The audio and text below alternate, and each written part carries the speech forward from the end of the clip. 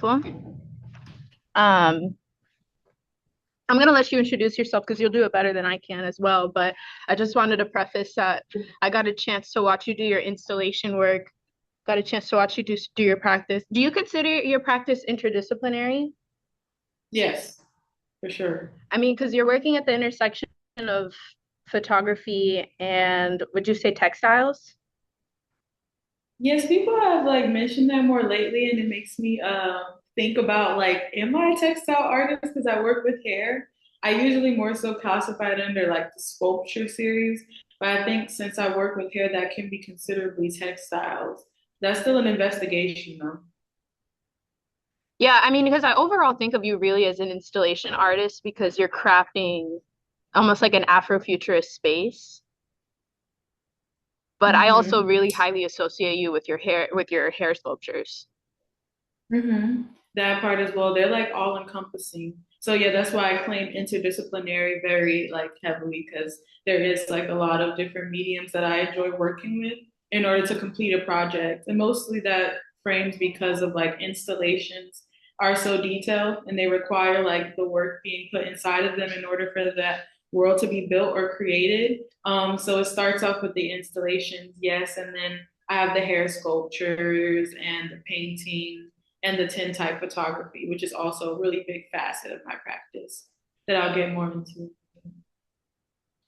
And could you tell us where you went to school for undergrad? Yes, I went to school for undergrad at the American Musical and Dramatic Academy. There's a Los Angeles and a New York campus, but it's a performing arts institution centered specifically for the arts, just like dance, musical theater, and theater. And because I was a dancer growing up, and that's my background, like my introduction into being creative in the arts, I started off dancing. I went to college for dance before I segued into visual art in my adult life. And then for grad school, you went to the UK. You went to the Royal College of Art. Yes, the Royal College of Art. I went to the UK. I got my master's in contemporary art practice. That was October 2024. So almost, not quite 2 years ago. Well, Shayla's done many great things, done many institutional shows. I've gotten a chance to be in shows with you. Um, and currently you're doing a residency at ULA. Are you in your studio right now? I am in my studio right now. It looks It's still good. like, thank you. It's still like a moving in process because they're allowing us to customize the space like how we want to since it's like private. So I'm like slow to roast when it comes to, like crafting and designing my space the way that I would like it to look before I begin work. But yes, I'm here right now, you guys. I am. That's exciting. Well, hopefully we can come visit because I am taking this group down to Miami for a week. So hopefully we'll get a Oh, chance to come. That'll be in mid-February, mid to late February. So oh, so y'all coming to Miami very soon. yeah. I hope y'all are excited. Miami's so much fun. I'm super looking forward to that. Yes, I will still be here in February. So I would love for you guys to come by and visit. Also, probably see some other studios while they're here as well too. I'll see who else can be in their studio. Also, you can speak to other artists here at Ulite as well. Okay, great. Well, I'll pass the baton to you, but I appreciate you spending time with us today. Oh, and should Of I brief you on course. the course or did you get to see the syllabus? I did get to see the syllabus. Okay, My beautiful. interpretation of it, and which is why I'm going to do this like deep dive into the project today, is like talking about Liberty City, all these neighborhoods in Miami, like Overtown as well too, who face like displacement, gentrification, what they're going through as well, and how us as artists who are from here, who make work in conversation with these different topics that are going on, how we're like challenging it that through our artwork and working through preservation as well too, while like things are being lost within our communities and how we tackle that in our art. That's how I interpreted it. So, am I on the Yep, money? you are. Okay. Okay, perfect. So that's how I like frame my presentation. But do let me know also how much time do we have for this, so I know how to frame what to talk about and how much time I should spend on things. No, you're good. You She are said, you're good. good. Be ready for yap, y'all. Alrighty, let's get into this. Now, I'm also not the most technologically savvy, if that was the right word to use. So I'm trying to figure out how to share my screen. If you move your cursor and you see the big green button on the bottom on the center that says share, Mm-hmm. Let me see. so if you hit that, you should be able to share your I see. project. Alrighty. Let me know if you can see it. Yeah, we see your Google Slides. Okay, yes. I'm gonna make it into a slideshow now. Alrighty, everyone. Thank you for being here with me today. Thank you for having me today. And I'm just introducing this conversation that I'll be talking about, sharing a bit of my practice, my experience growing up here in Miami, and how those things are synonymous in the way that I make and I create. And I framed this on how to build a world when one is torn down, under the guise of the New Black Archive, which is how I frame in the title of my whole body of work, with the work, art that I do. So Sydney already touched on it a little bit briefly, talking about like my background, where I went to school at, how I transitioned from being a dancer going into the visual arts realm, and where I am now today with my practice. There's my alarm, disregard. And growing up in Miami is really the framework for a lot of the work that I create and my inspiration around it as well too. Just like the way that we would produce like culturally, the way that we would commune culturally and gather, just the way that it felt like its own world and its own planet when I was growing up was something that interested me a lot. But I'm fourth generation Miami born, so I don't I never had any other recollection of other outside spaces, especially like growing up Black and in the inner city in Miami. We didn't travel much growing up, because times were a little bit more difficult during that era and that period. So Miami was really my home, all I knew, and it really informed a lot of the ways that I thought and about and I saw the world. And I write in my bio that it wasn't until I graduated and I left for California at 18, to go to undergrad was when I really started to see other parts of the world, how they were, how they lived, and how different that was from the world that I grew up in, a little bit mixed with the homesickness that I faced while being away. It really made me start to look at my culture and the way that I grew up as something that was unique. And I just put that into my back pocket because, like I said before, at the time, I was just a dancer. I wasn't making visual art yet. And then it wasn't until I started investigating that after I graduated from undergrad and the pandemic and things happened, I started to get interested in other mediums. And that's when I started to make visual art projects and do creative direction, and how I fell into the work that I do today. But my upbringing was always the source of inspiration when it came to anything that I created, and these ideas of Afrofuturism and world building. They were always the foundation of the work that I had created. And a lot of my early works, which I tried to put some in here, but my laptop was not trying to cooperate with me. But a lot of my early works, which you'll see in the photo essay that I'm going to be sharing with you to have this conversation today, were always to do with this being my inspiration, but then also I would take these figures that were Afrofuturist like and different, and then I would place them in spaces in the real world that's kind of like hinting at this idea of a new future that's to come, positioned in the old world that we were currently in. So you kind of got that juxtaposition of time, which is something that frames my work a lot, but in a different way now than it did then and before. What my portfolio looks like now, because you'll see it's a lot more different. This was the way that a lot of my work looked in the past.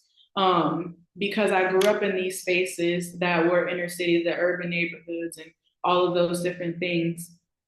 That was a lot of my inspiration, but I will always see us as like beautiful, different, expansive, regal characters that just existed within society. So I kind of like posing that within an environment like this. And the project that I'll be going in today, which was kind of like my big bang personally, which I feel like every artist has before you transition into a new era of like your work as it expands and it grows. There's still like remnants of the old world in your initial interest always, but there was always definitely a shift as you evolve as an artist. And this was that point for me. So during this photo essay, I was in grad school already in London. So I started in 2023, and then I came home on Christmas break before we transitioned into the new year of 2024. And I have my friend who's a photographer. His name is Christopher August. He's Haitian born and from Miami as well too. And he wanted to collaborate it on a project together. And when he had that idea, I wanted to be documented within my space of home and further like tie on that notion of positioning this like regal like characters looking on into a new future and a new world.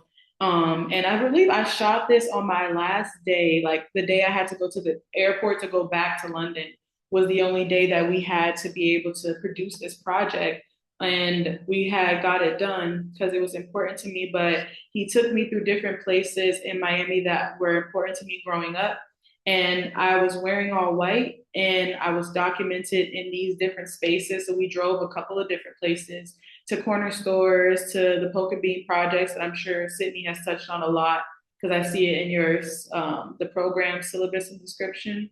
The Poker Bean projects, my grandmother's old home space, and the flea market, the Liberty flea market, because the USA flea market isn't around anymore.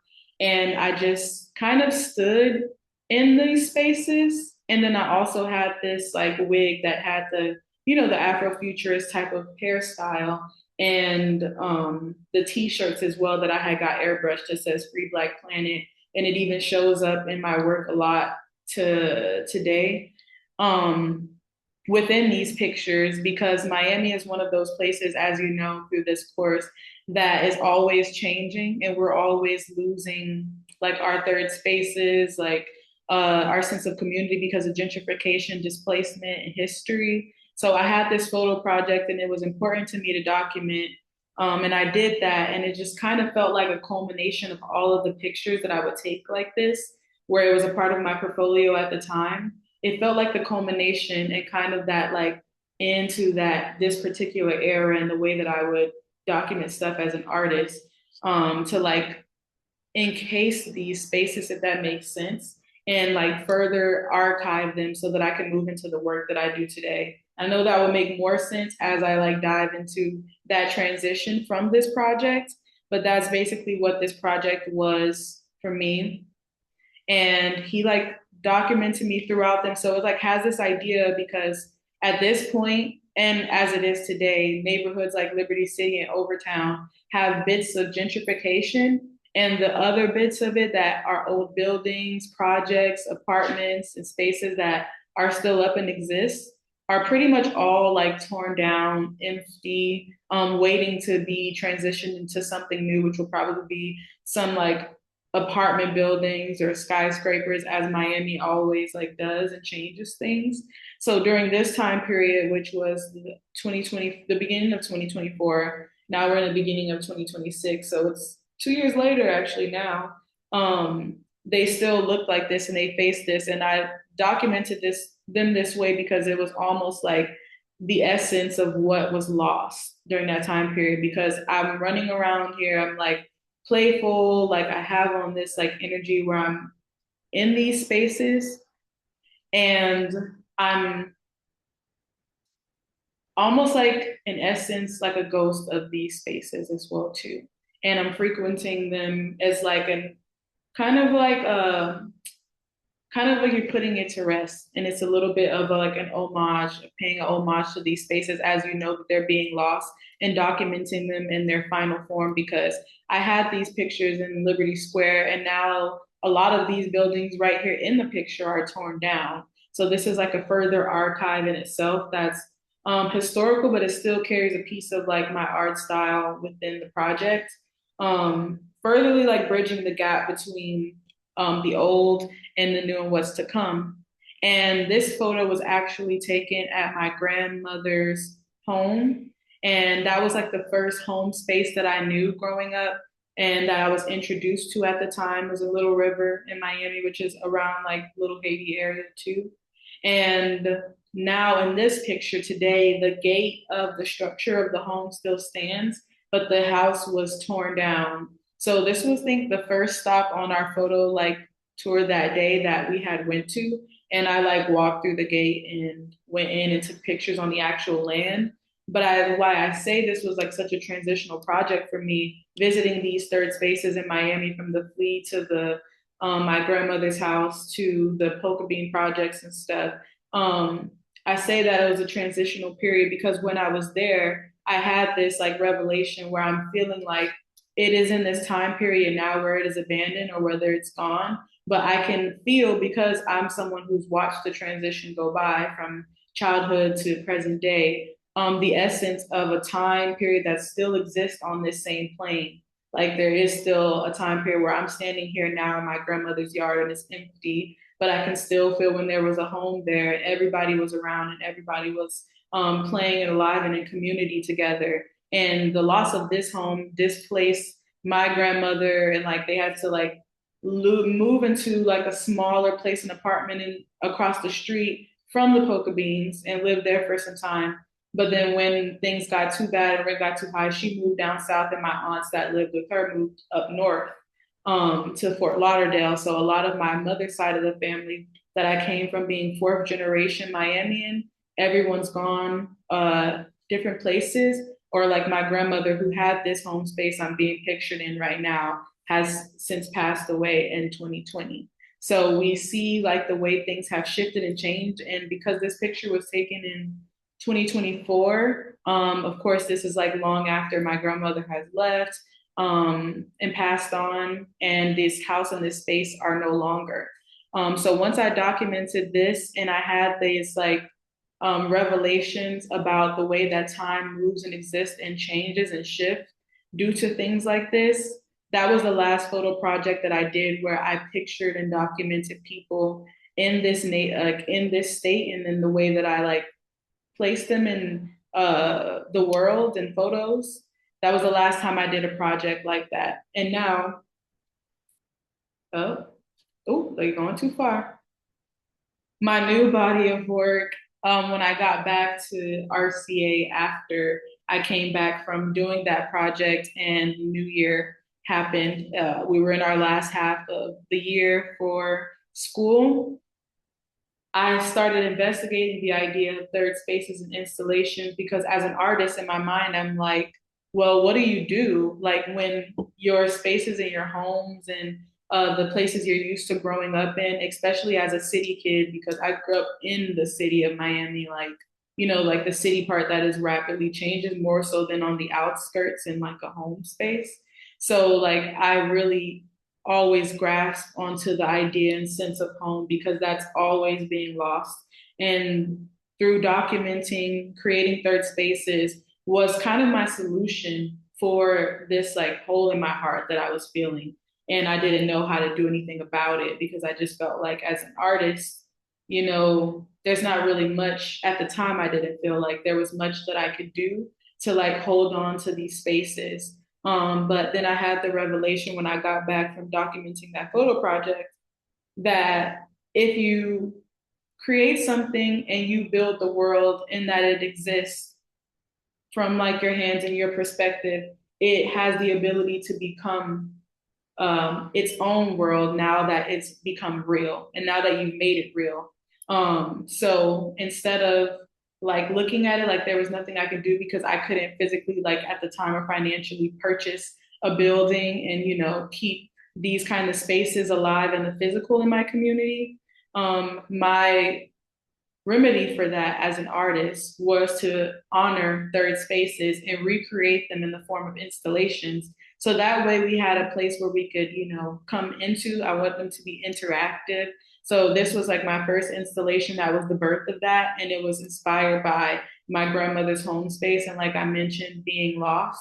So it's this like regal kind of elevated version of things that you would see in the home, like the pictures and the frames and the portraits, the furniture, like having this like vintage European like S style, but still like flipped with the hair sculptures and stuff as well too. And the records and the vinyls and the hair care products that are also adorning the space. Those were all things that reminded me of that particular home space and was my initial catalyst and inspiration for starting to create third spaces. And it was through those realizations and the way that I have like my experiences growing up in a place like Miami has formed my artistic practice as well. So you see like me being positioned inside of the Poker Bean projects, and I have this Free Black Planet t-shirt on as well too. And a lot of the work that I created now features a different facets of that project as well too. So in some of the tin types, you'll see the Free Black Planet T-shirt within them as well too. And the hair sculptures, as Sydney mentioned earlier, are a part of my practice as well. But anything in my practice, from the photos to the sculptures to the paintings and the installations, are all like an idea of reclamation, reclaiming culture, reclaiming third spaces, and how we reframe these like different cultural like narratives that are being placed on us as well too, so that we can form our own identities and like thoughts of history. Because also I grew up in a place like Miami that is very culturally rich and diverse, especially for the Black diaspora.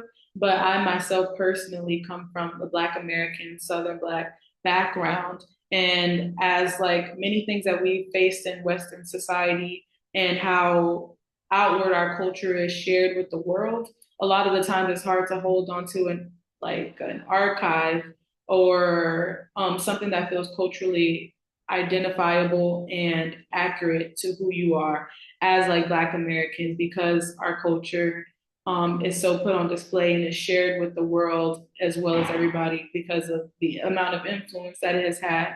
So sometimes a lot it's hard to see what is traditional versus like what is trendy. So that is a big reason why I collect and archive work in the way that I do with the work that I create.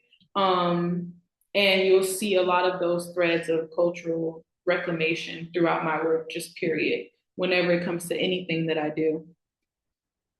And this was an installation that I had at Saatchi Gallery in London that was another idea of like framing the archival space and being able to create this kind of like speculative archive as well, to further like have documentation of what life was like for us through my own lens and through like my eyes. And this whole idea of third spaces is always going to be the catalyst for the work that I create. And then the pieces and things that goes within them, like the sculptures or the photographs, are the things that I use to be able to build the spaces and craft them. And moving into this flea market project is another good example of that, when we talk about the displacement of folks in urban neighborhoods in Miami, like Liberty City and Overtown, that we face. And this was another project. Well, this is the biggest project that really worked on that. So I wanted to be able to share with you all, because it's a great example of how me as an artist, I use art as a form of like activism in my own way. As I say, I reclaim third spaces as a way of bringing them back to us in the community. This project is a good representation of that. So before, like I told you, in that photo essay project, I did document myself in spaces like the flea market, which this is the Liberty, say North Side Flea Market, which is next to the flea that we'd be talking about today, which is also something I'm sure you've seen in Sydney's work as well too, because she's like painted this space and documented it as well. All right, there we go. The USA Flea Market was right next to Northside where I was documenting myself. And it was a staple. It opened in 1983 in Miami and it closed down in 2019. So it had a pretty long run, almost like a 40-year run of being around. Here, all of our families grew up going here. It was like a staple. My mom has stories. My grandparents like have stories of like being here. I have my own stories, but because it tore down in 2019, a lot of my stories coming from like the people in my generation really stop after our childhood, which is I find interesting since we're going to be showing, my work today. And hold on, 2 seconds, you guys. I just realized my laptop was going to die, and I was like, wait, no, that would be so bad.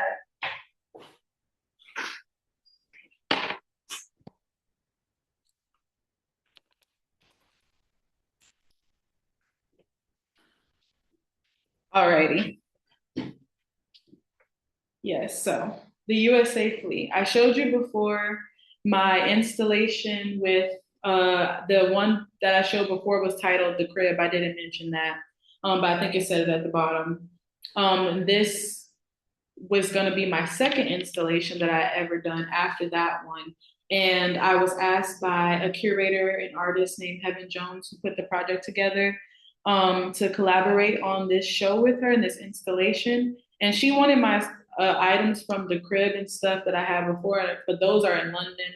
And I kind of wanted to do something new as I was stepping out at this time on my like professional artist legs, and I wanted to build my portfolio during the residency that she provided for me. So when she provided that opportunity, I was like, why don't I take a different space with all of these different um, cultural like motifs that she was trying to honor within the exhibition, which was hair, nails, teeth, and family names. I was thinking of spaces and third spaces that I could use that accompanied all those things. And I thought about it and then I realized flea markets are those spaces. So I came up with this installation titled Meet Me at the Source. And it's basically these flea market booths that act as archives. And they have all of the artwork that are displayed within them. This is a collaborative project with artwork from me, an artist named Phil, who also does grills and gold teeth, and the community here in Miami, which I'll touch on their history as well too a little bit, and Heaven Jones, who was the curator, but she also had some art pieces and work within the show as well too. And we created this artwork and put it into an installation that I designed that paid homage to the USA Fleet. And it was titled Meet Me at the Source. I mentioned that. And this installation has been through three different exhibitions over the year that we had started the project. One starting off at Heaven's Aunt's Salon, positioned in Liberty City on 62nd Street. Her aunt had owned that salon since the 80s as well too. And then it moved to the African Heritage Cultural Arts Center here in Miami, which is also in Liberty City as well too. And then now in its third iteration, it is at Green Space Miami, and they're an organization that has these open calls every year to help support artists here. Sydney has participated in it before in 2023. Yes, and I'm this year 2025, I guess you can say. And we got to do this project as a part of that. So it has gone undergone some different spaces and iterations, but why I like to bring up this project as a good example on the way that we could like honor spaces in these like places that are being displaced and lost, how we can like honor them through our artwork and maintain upholding those spaces that are lost when it comes to framing and building our own archives. This is just the way that I do it, being from a place that is ever changing like Miami so rapidly. But this space, we came up together. I told you the background and how we decided to design the space. The checker motif you see is something that's very prevalent within my work a lot because it has to do with the ideas behind chess, how it's a game of strategy, how it's a game of war, and how that kind of reflects real life situations, especially when we're talking about the ideas of gentrification as well too. So I always like to include the chess motif pattern into my work. In every installation you see, it's always going to be there in some facet. And this was one of them. And it was so kind of serendipitous because of the fact that the USA fleet also has a red, white, and blue checkerboard floor, which is why like I chose it as a catalyst as well too. But it was such like a community staple in Miami. Like everybody has experiences growing there, but it was so important because a lot of businesses have gotten thus displaced. I talked to Phil, who I mentioned is a part of the show. His dad used to have a flea market booth where they used to do the grills and the gold teeth there before they got kicked out and moved across the street to where the flea market once stood, but they're still there now across the street and have their like grills practice. His dad was telling me because they were in the flea market before, he knew that a lot of the vendors and the people who were working there are now even homeless because they lost. I read an article earlier about the closing of the flea market, and they were saying how a lot of people invested their money into these spaces and they weren't given any incentives or anywhere else to go after it was over and it had shut down. So a lot of people lost financially, no matter how people would frame the space being like ghetto, like having lack of resources, being dangerous, which at some points it could be all of those things. Um, it was still a place that stimulated the neighborhood and the community economically, a space that was very just, it was only for us in these spaces. Like it was the one space that we had to go where we were able to, like I said, meet me at the source. And that's why it was the title it was go to here, get everything that you need when you're a part of this culture, this background. And you can come out being like a whole different person because this was a source for community culture um, and economics as well too. And it was lost and it was torn down. And now that is also a space that is still gated, like my grandmother's home in Miami, but the middle of it is empty. I believe they're starting construction to start putting something there now, and we don't know what it's going to be. But right now it is still an empty lot and it is one of those also lost spaces. So we came together to create this project to also pay homage to that space being lost. And it's a part of this new Atlanta show at Green Space, which is basically how other Miami artists, us included, represent the way that we were brought up here and our culture here, the spaces that are being lost due to climate change and due to displacement and gentrification, and how we would basically create our own archives to represent that, like after this like sinking city they say is gone, like what is going to represent that in the future. So I'm glad that this installation got to be a part of it as well, because when we see spaces, which is like what was my passion behind it, is like when we see these spaces, they're always undergoing the ability to be lost and to face displacement or gentrification. Like a lot of buildings anywhere in spaces, they don't stick around for long. It depends on the flow of the world with how things move and where they go. So it's not very long lasting. But what I love about being able to do that project, that I was able to create these different works and put them inside of there as an archive, was that the fact that it had gotten picked up 3 different times and we still had the frameworks for the booths. We still had the pieces and the artworks like this salon chair on the side that was placed inside of it as well too. We still had all of like the gold teeth and the t-shirts and everything. We were able to recreate that space multiple times. And who's to say that I'm pretty sure it wouldn't be the last time either. And what I like about that also is the fact that like now that it's a part of my artist on my artistry and my portfolio, is that even after I'm long gone in the future, most likely, as any artist's artwork is preserved, this installation can be brought back again hundreds of years later, as long as the artworks still stand, so that other generations and people way after us can be influenced by the work that has been created and learn about the history in an accurate and appropriate way, and also frame their own ideas in which the ways that they're living and the way that they see themselves. as well too. So that's why it's important to me to encompass spaces like the way that I did before. And that's why I love that this photo essay project. Oh, let me go back. This photo essay project really documented that kind of like in to this idea of like picturing ourselves in the spaces. And now, like my work today kind of creates this infinite kind of space for us to be. Before it felt limited and kind of a little bit like weighed down, being pictured in this like idea of society, but you're also this like unicorn, like this like butterfly. Now you have gotten like your whole own world to build and exist and just to be able to take up space.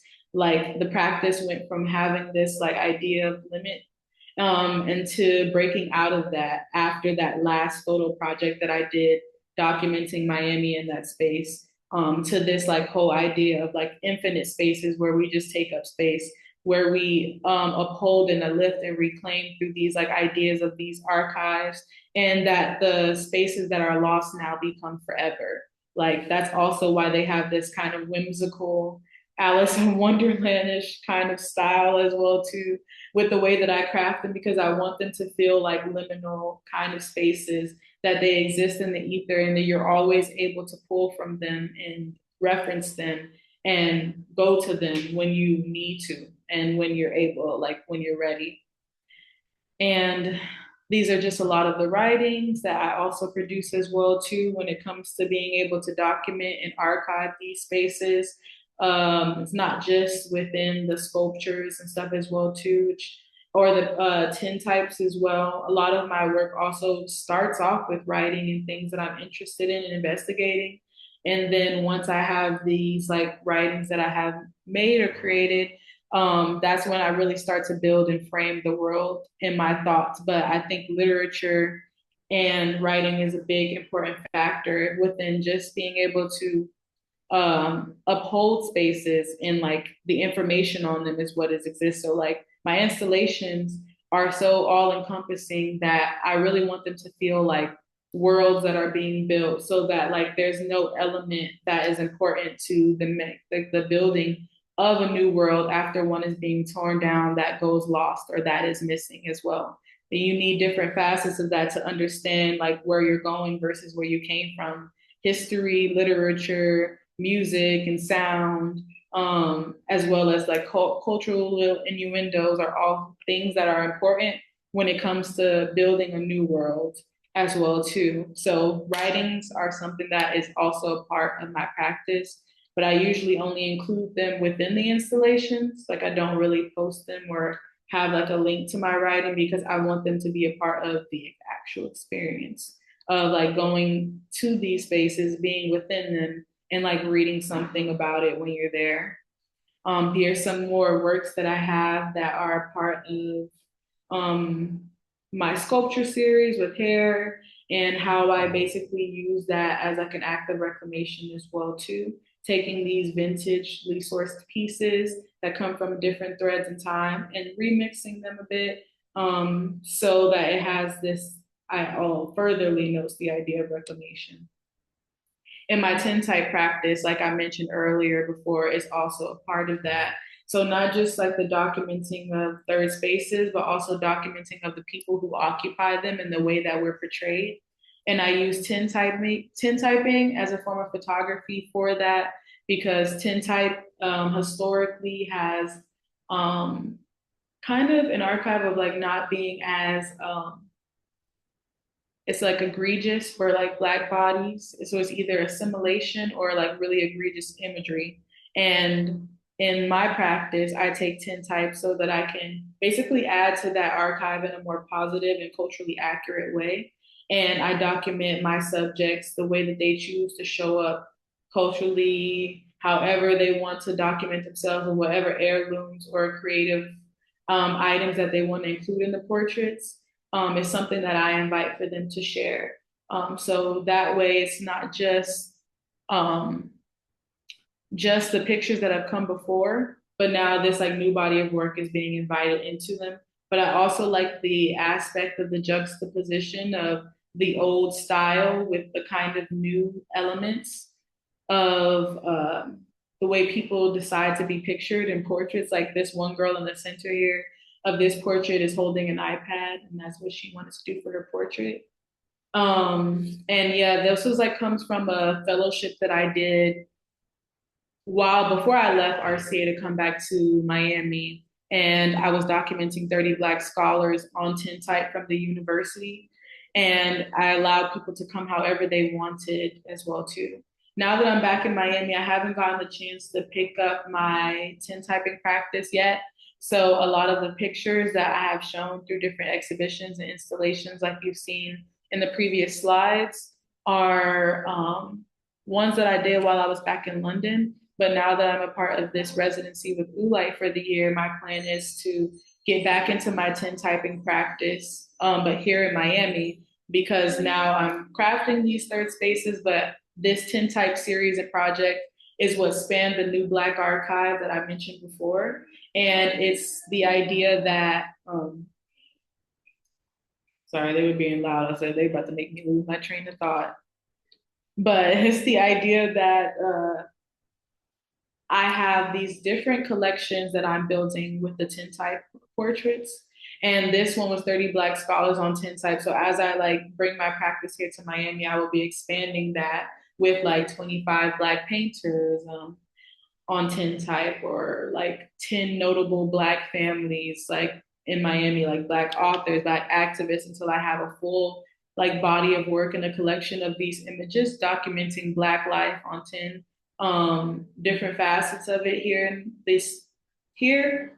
It would create a whole body of work as well too. So a lot of these different threads, and have a lot of different threads within my practice, and that's what makes it interdisciplinary. But at the same time, there is just this through line kind of staple and connection of this idea of reclamation, reclaiming cultural narratives, and how I frame that within my artwork. Reclaiming spaces and places that are lost to us, reclaiming our own identity and what that looks like for me as an artist. And I think that's the way that I like tackle a lot of the work and create, and a lot of the ideas that I have. It comes from that place first, because as someone who's generationally from the US, like you have to like harbor with that fact and that thought that like your world is ever changing, that you come from this egregious history and this background. It's something that you still see showing up within your family dynamics, within like your communities. And then on top of that, I'm from a place like Miami where they're furtherly adding on this layer of gentrification in a rapid way because it's also a city. So there's always something that I'm like reckoning with. But I have this love and this appreciation for my culture that has raised me, because I think that this idea of ghetto culture and what spawns my ideas of my ghetto futurist practice that I've like called it and framed, is this idea that it's like more forward and beautiful. The styles, the language, the gold jewelry, the gold teeth, everything that has this positions in the world. And it's super creative and very innovative as well too, and just like unique. It takes a lot of skills and a lot of craft to put those things together, in which people would say are inappropriate, and they don't belong in the world outside of, you know, the place that they have like segregated them to and like built. That is a part of why I really enjoy like bringing my work into this particular frame and practice, because it's important to me. I think that there's a lot of beauty in Black culture that I was raised in that is important to me. A lot of beauty within my communities growing up in a space like Miami that is important to me. And it is not being respected, it is being torn down, it's being forgotten about, and it's being lost. It's being pawned, and we're being strategized against constantly, which is something that I even learned about during a talk of walking through Liberty City in Miami. Someone did a walking tour through the beans before, and he basically shared, you know, more about the kind of political history behind the space, and like why people ended up in displacement in the situations that we're in now as well too. And it was just so much that made me realize how much strategy goes behind displacement and taking from people as well too, like right in this community, like right under our noses. And that really inspires the work that I do and the reason why I create the way that I do as well too, because I don't want that to be lost. But I think art in its way is powerful because the inevitable, will be in life. That's just the way that society is built and works sometimes.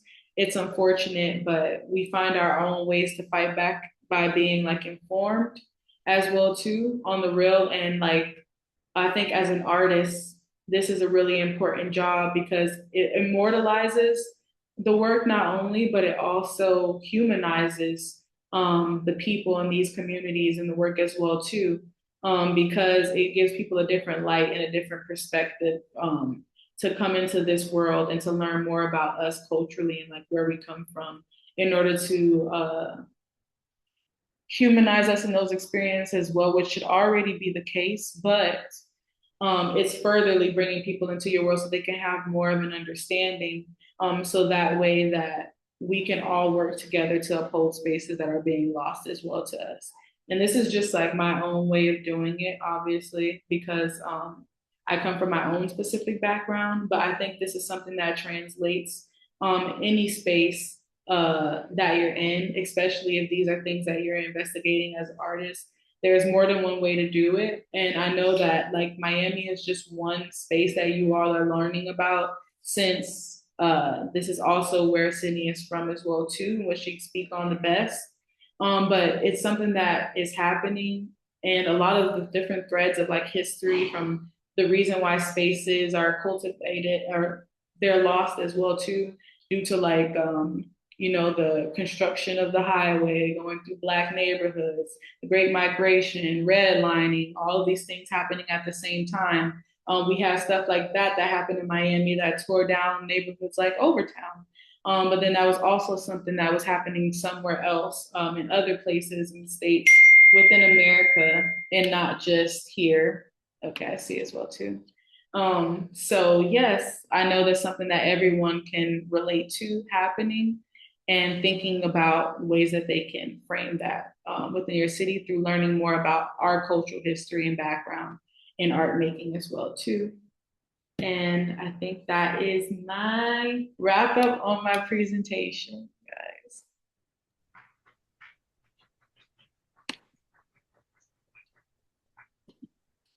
Thank you so much, Shayla. I'm always so excited to see your work, and you just make me proud to be from the city of Miami.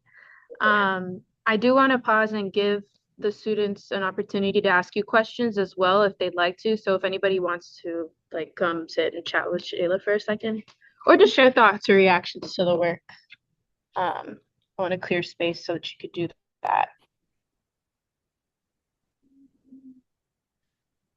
Any thoughts? Any questions?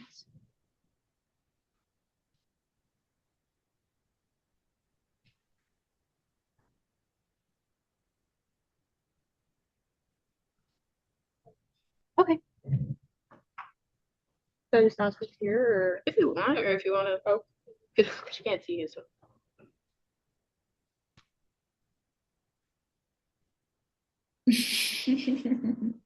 Hi. Hello. I just have a quick question. You didn't touch on this much, but what was the transition like from knowing that you were doing dance before and then going into art? And what would you say is like the biggest thing that inspired that change? Mm, that's so interesting. You know what? I would say the biggest thing that inspired that shift for me was I believe I'm trying to go back into my age bracket. I'm getting a little old this year. But I believe it was I saw Solange's When I Get Home project. If you know her like album When I Get Home was the last one that she had put out, I think it was like 2018. And she put out a visual kind of like movie for the entire album as well too. And it was this like whole Afrofuturist album that honored Black Southern culture, Black ghetto Black culture as well too, being from the South. into the project in a way that I had never seen before, and it uplifted me and gave me that same spark in a way that I have as an artist now, in a way that I never seen before. So then that made me, I had like a project for school when I was a dancer. They would make us take like different classes and stuff like that that didn't have anything to do with dance because you were earning your fine arts degree. You still had to take things like visual art, like art appreciation, all this other stuff. And there was one class that had us make like a movie project to be able to show. And that made me think about what I wanted to display. And I had obviously just seen that like visual by her. And it made me create a project that had this whole idea as well too of like just how could I say it? Just like being inspired by Blackness and Black creativity as well. So that was like one of the first projects that I created while I was still in school. And then I got out of school when I made that project. That was like 2019, going into 2020.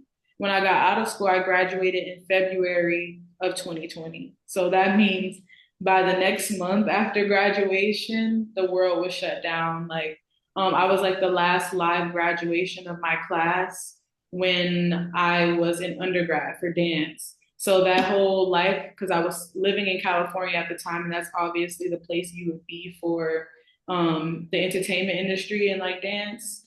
I was stuck reevaluating basically like what I was gonna do because it wasn't like any auditions going on. Everything just completely shifted and changed. But while I was inside and indoors, like my creative brain just started working and I just wanted to make more projects like the one I had created in school. So I just started doing all these like in the house, like video film projects, just something simple. It's just like, you know, taking different video clips and then putting them over a song to make like a visual of my own. And then that spawned into me creative directing, like photo shoots and projects, doing like set designing for them and positioning like uh, muse into the photos as well too. And I just started doing more of that, and I was still having a professional dance career at the same time because I was still living in California for like 3 years before I transitioned to London for grad school.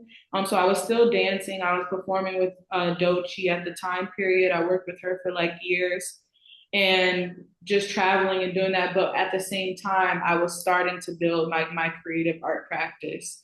And then that's when I stopped performing and touring with her for the last time, I had applied to grad school. And then I got into RCA and I decided to make my transition from being out of the dance world completely to being in the visual arts realm and going to school for that as well. But I think the transition from being a professional dancer to being a visual artist now professionally was very smooth. And my works are so like large scale and like all encompassing as well too that it takes a lot of endurance and strength and focus and mentality to even get through it. And every time that I build stuff now, and I'm like designing or crafting things, because a lot of the initial work now I'm building my portfolio, a lot of those installations are done by my own hands now. Um, I have to like be a part of being very hands-on in the process. And I'm like, if I wasn't a dancer at first, I would not ever even be able to do any of the work that I'm doing because artists sometimes it can be a little bit more like you go from one project to the next. It is a little bit more less structured sometimes. But as a dancer, you like super structured. Like you have go by sequences and choreography. I study ballet, modern jazz, very strict like dance styles too. So I'm like very used to like, and I dance for. I still have my like practice now. I just haven't worked professionally in a while.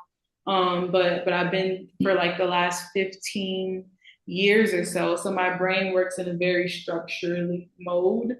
So for a lot of times, people can start a project and move on to something else because they need like a change in pace.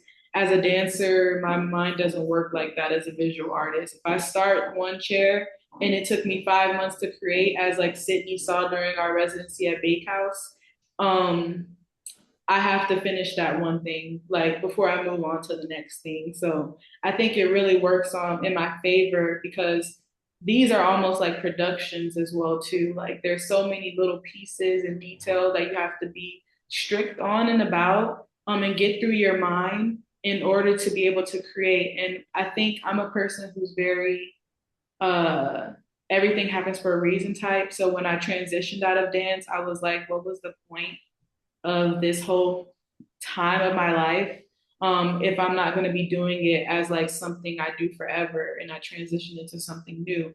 And I'm even thinking about the fact because I was also just like, and I went to LA for it. I was in entertainment, like music videos and all this other stuff. It's like, what was that about? But I think the structure and the discipline for dance provided me the grit to like endure the work that I do now, but then also the ideas of world building and creating these elaborate spaces. I have so much like kind of stability and like structure on that too because of being in the entertainment industry and working on sets and production. You see how things flow, and as a performer too, and you also know how it goes. So that also helps me to be able to craft spaces because it's very detailed and no detail goes unturned. But then because my mind works like a production sometimes because that's what I'm used to.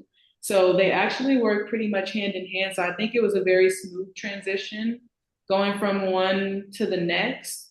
But yeah, that's pretty much it. Cool. Thank you for sharing.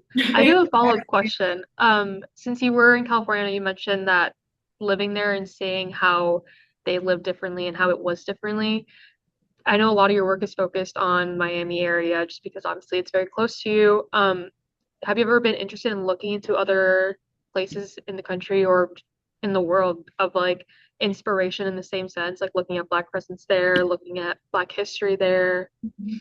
Oh yes, very much so. Like, I mentioned Miami a lot and stuff too because and focused on that really in this presentation because it's what the syllabus frames on. But really, in my practice, I say California is like me as a person and as an artist. California is one of my biggest inspirations. Like, California is another one of my favorite aside from Miami, like Black planets because I lived there from the time I was like just freshly turned 18 until like I was 24 or so. So like my whole womanhood, because I'm only like 26 now. So my whole womanhood pretty much was spent in California. And I think it was really special because California, due to the Great Migration that happened within like the 40s and so, or in the 50s or so, where they were giving incentives to Black people to migrate from southern states to California for more better jobs and opportunities and chances to live amongst white counterparts and all this stuff so they can have a better life as well too, or so they say. We know those come with their stipulations too. A lot of people from southern states during that time period moved to California. So now California is also like Miami in a way, where it's like a lot of people from southern states who migrated to these major cities for more opportunities because Miami was like that as well too. And that's how my family got from being in places like Alabama and Georgia to Miami and California, the opposite. But what's so interesting about it is that southern kind of twang and style that we see in like the cars, the girls, the music, and all that influence that comes from southern culture. You can see that like in the culture of the way like Miami and California comes because they have the car culture, the flea markets, the grills, similar styles. Like it was pretty much the same, and like the terrain and the consistent weather and all that stuff also was a big factor that made it really feel like another version of like home in Miami to me. But what I thought was so beautiful about California that I didn't really experience in Miami with their Black culture is that they have really strong foundational Black communities there due to the history, like because they had things like the Black Panther Party that was formed in California. They have places in there that are still very strongly rooted in Black culture. And because there's like LA is very large, it's like gentrification is a little bit harder there when it comes to their Black neighborhoods. So when you cross over into the Black communities in California, you're basically going into a new world where there's a lot of Black owned businesses, neighborhoods, with their local like vegan shop, but it's Black owned. It's that type of world, like when you're there. So it's like a whole different terrain, which I didn't really experience much growing up in Miami, especially today as like our culture is being taken away from us and the spaces are being lost. Living in California, it was interesting to see the juxtaposition of that as there is still like maintaining their spaces, but also evolving them. And that you can tell that even though it's shifted due to their own things that they've been through the years and the ways that they've been displaced or the way that they have been targeted through like gang culture or different stuff like that, they still find their ways to hold on to and evolve their communities. And it kind of reminds me of that same tenacity that the um, Panthers held when they had like started their chapters and started like um, doing those particular forms of activism in California. And that's why I really enjoyed and loved being there. So I feel like it inspired me in a way as well too to create the work that I do. And with other facets like the Tintype archive, it was like a documentation as well when I was in London of people from all over the world because RCA is a international institution. I was able to document people from, Africa, from Black America as well too, because there are a few of us out there as well, from Black British people to people from the Caribbean as well, and have those different stories. So that's another facet of my practice that I don't limit to just my Miami, native heritage and stuff like that as well. It's an expansive archive that I want to like document the whole like global Blackness and the diaspora as well.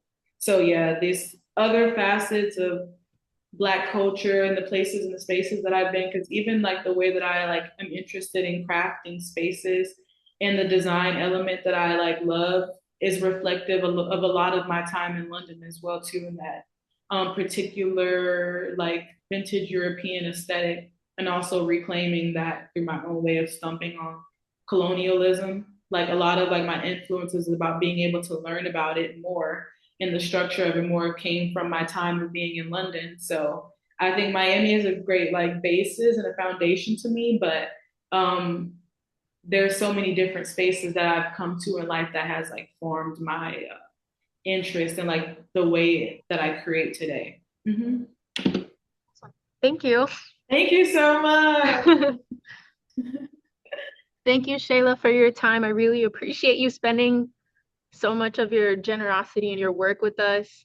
And Oh, I think a lot of the things you were touching on are really relevant to what we'll be doing in the next few weeks. So I really appreciate you. oh, of course. Thank you guys for having me and listening to me yap on. I hope you enjoyed it. And I was thankful to be here today. I had such a great time speaking on it. I think even when you get to like talk through your work sometimes too, it's Mhm. always good because you also realize things while you're speaking that's like, okay, that's good to know for things I'm investigating down the line. So yes, thank you. Yeah.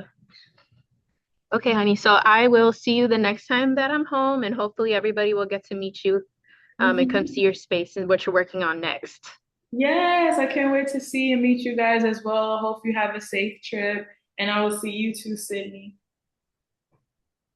Bye. Thank you. Thank you.